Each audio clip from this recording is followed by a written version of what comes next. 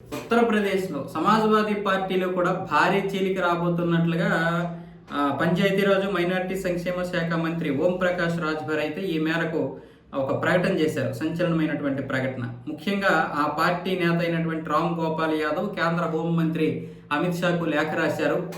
ఏదైతే మొన్న ఇంతకుముందు జరిగినటువంటి మైనింగ్ స్కామ్, గోమతి నదీ తీర అభివృద్ధి అంటే గోమతి రివర్ ఫ్రంట్ కుంభకోణం జరిగిందో ఆ కుంభకోణానికి అఖిలేష్ యాదవ్ చాలా పెద్ద సూత్రధారిగా ఉన్నాడు కదా, ఆ కేసు ఇంకా నడుస్తుంది. ఈ విషయంలోనే ఇప్పుడు మళ్ళీ ఈ కేసుని తవ్వి తీస్తారు.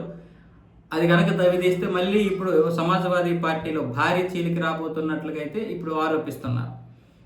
మొన్నటి నుంచి కూడా సమాజ్వాదీ పార్టీలో ఒక ముసలం అయితే బయలుదేరింది.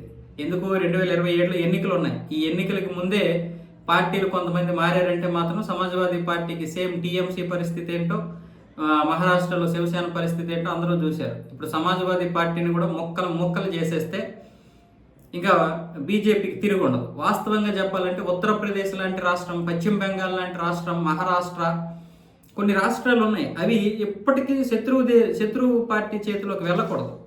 నేను ఇది స్వార్థం కోసం చెప్తాను అనుకోండి, పర్వాలేదు. ఇది పదవుల కోసమని కాదు నేను చెప్పేది. ఈ దేశ అభివృద్ధి కోసం, ఈ దేశ సంక్షేమం కోసం, ఈ దేశ సుభిక్షంగా ఉండడం కోసం, ఈ దేశ పరిస్థితులు అనుగుణంగా ఉండడం, ఈ దేశ పరిస్థితులు కంట్రోల్లో ఉండడం కోసం, ఈ దేశ సంస్కృతి సాంప్రదాయాల కోసం కొన్ని రాష్ట్రాలు ఎట్టి పరిస్థితుల్లోనూ శత్రు పార్టీలకు వెళ్ళకూడదు. ఎందుకంటే ఒక్కడికి జాతీయ భావజాలం లేదు. సిద్ధాంతాలన్నీ విదేశాలకి అమ్ముడుపోయిన విధంగానే ఉంటాయి.